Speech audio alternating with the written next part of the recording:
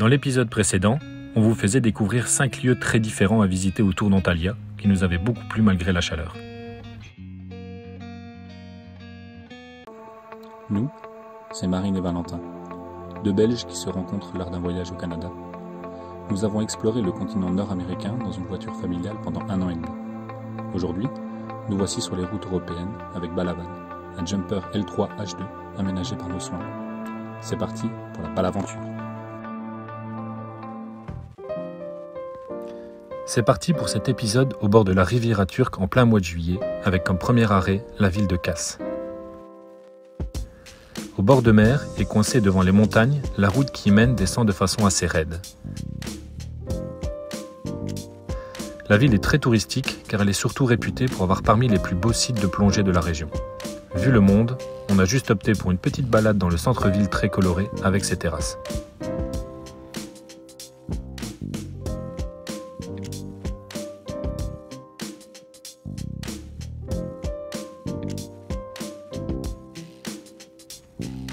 En quittant, nous ferons un arrêt à Kaputaz Beach. Coucou. C'est comment les plages en Turquie? C'est blindé, il fait chaud.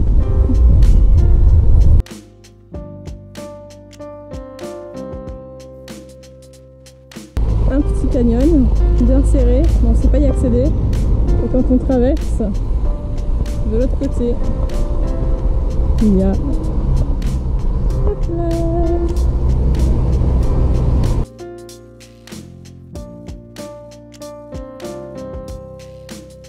Il faut reconnaître que malgré le monde en été dans cette région, la route qui borde le littoral offre de superbes panoramas.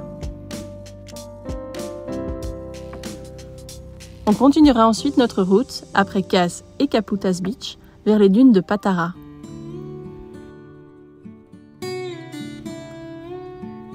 On dormira à proximité et on découvrira le matin un point de vue sur la longue bande de sable qui s'étend avec une impression de bout du monde. Ici, pas d'hôtel, juste quelques cerfs au loin, puis le contraste entre les pins, le blanc du sable et le bleu de la mer. On ira balader sur le sable brûlant avec ce paysage à perte de vue.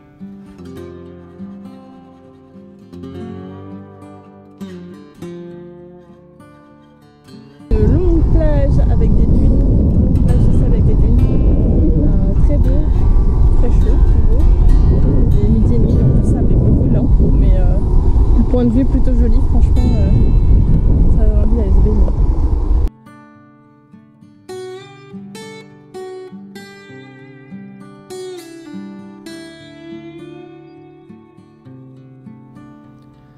Avec des températures de plus de 40 degrés, il est difficile de rester en plein soleil sur la plage. Et on quittera donc les dunes à la recherche d'un peu de fraîcheur vers le Saklikent Canyon. Sauf qu'on n'était évidemment pas les seuls à avoir cette idée. Le parking est plein à craquer et c'est la file à l'entrée. On renonce et on se rabat sur la balade qui mène à une cascade toute proche, espérant y trouver moins de monde. Je vous laisse deviner au visage de Valentin que ce fut un échec cuisant. L'eau est fraîche et la balade jolie, mais nous sommes plus d'une centaine de personnes et on se retrouve à la queue leu-leu sur 300 mètres pour arriver jusqu'à la cascade. Pire qu'un parc aquatique, l'eau de la rivière, normalement transparente, ressemble à la Manche. On quittera du coup les lieux un peu déçus et frustrés en allant manger dans un des restaurants tout proches. Ça va mieux? Non, Non. trop de monde, trop chaud.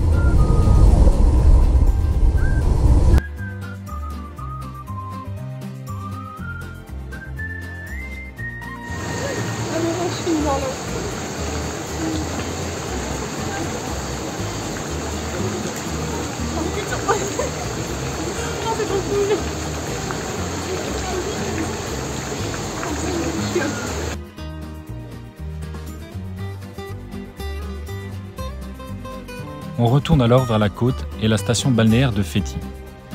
Nous y allons avant tout pour découvrir la Butterfly Valley.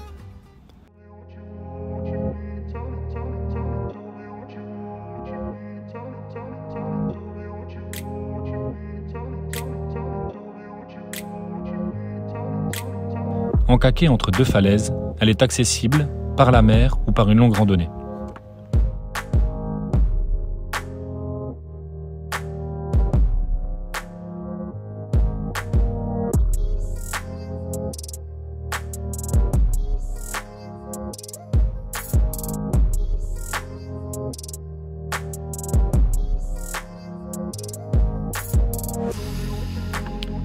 Les vues sont sublimes et la descente en bord de falaise est assez impressionnante et fera chauffer les freins de Balaban.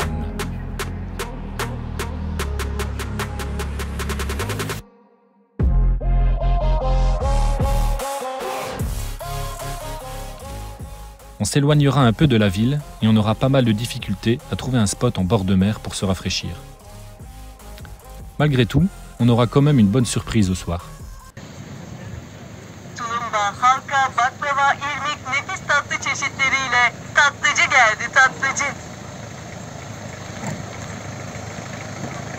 Ici, pas de marchands de glace, mais bien des vendeurs de baklava, directement livrés au van. Un pur bonheur. Le lendemain, on décide de sortir des sentiers touristiques et on déniche une curiosité dont le nom n'enchante pas Valentin. Bienvenue aux sources chaudes, dont le nom est imprononçable et s'affiche en bas de votre écran. L'odeur de soufre est bien présente, mais le bleu de l'eau est hypnotisant.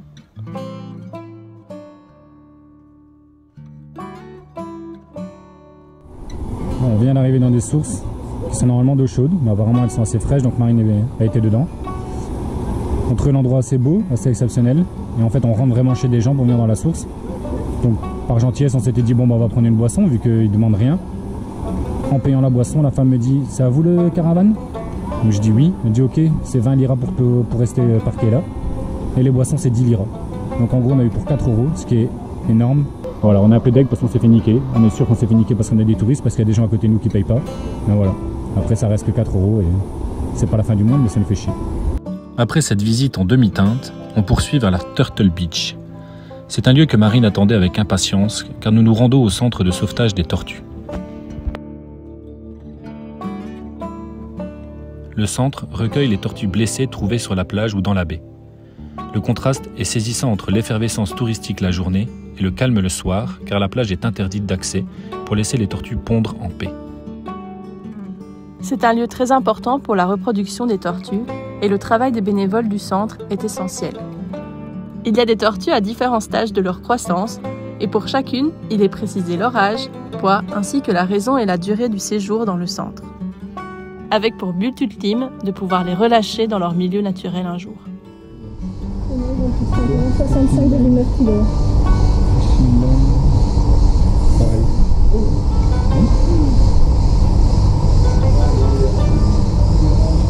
Oh, elle est magnifique.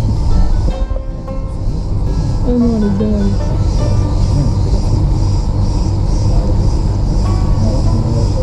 Wow. Cependant, certaines sont en très mauvais état, souvent à cause de collisions avec des bateaux ou avec les filets de pêche. Elles ne sont plus en mesure de réguler leur flottabilité et restent complètement immobiles.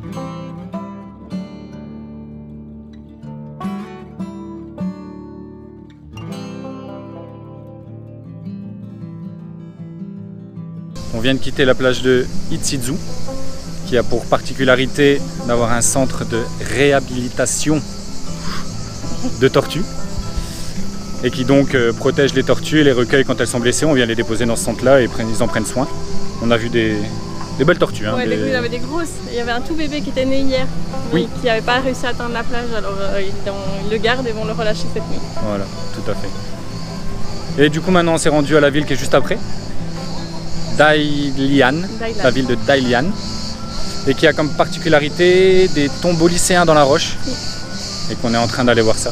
Oui, on marche. Il fait un peu chaud, comme d'habitude. Déjà moins que hier, on a gagné 4 degrés, il fait plus que 36. C'est déjà ça.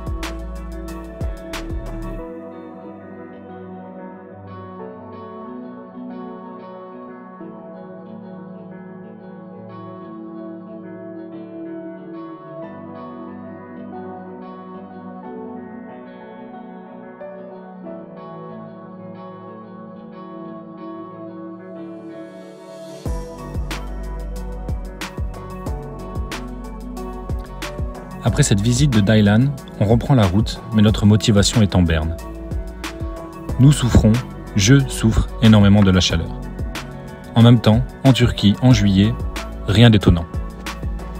Mais nous n'avions pas anticipé d'avoir autant de monde sur la côte. Il y a énormément de tourisme local. Les spots et les sites à visiter sont blindés.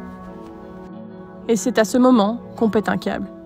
Et on abrège nos visites sur la côte alors que nous avions encore pas mal de points d'intérêt près de Marmaris et Bodrum.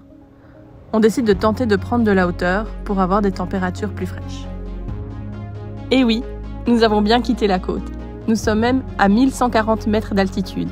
Et cette eau bleu turquoise, ce n'est pas la mer. Bienvenue au lac Salda.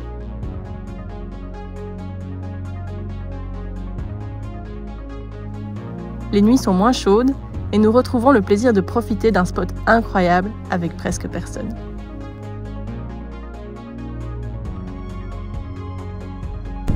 La vanne est là, ça fait quelques jours qu'on est posé ici et on va aller se baigner encore une fois, l'eau est délicieuse, c'est vraiment super beau.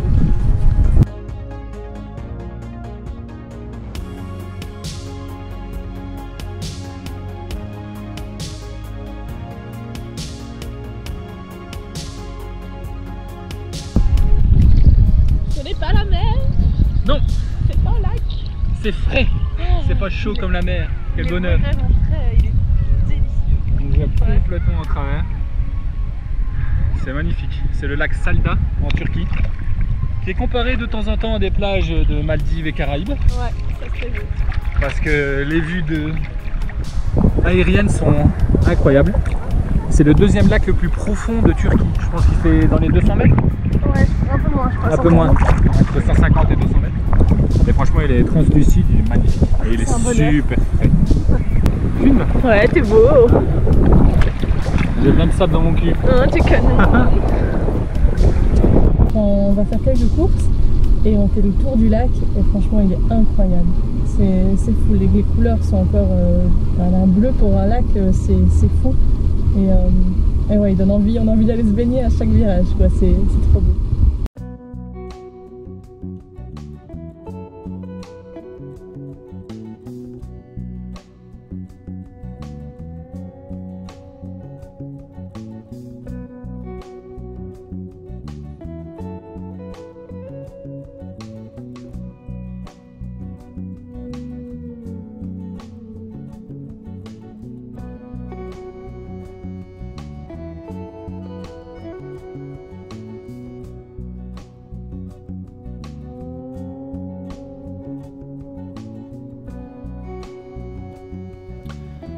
Et c'est sur ces belles images du lac Salda que l'épisode se termine. Dans le prochain épisode, on vous emmène à Pamukkale, découvrir le site le plus visité de Turquie, et on vous partagera nos derniers moments un peu précipités. On espère que cet épisode vous aura plu malgré nos complaintes répétitives sur la chaleur. N'hésitez pas à liker, commenter, partager et vous abonner pour la suite de nos aventures sur YouTube et sur Instagram. À bientôt!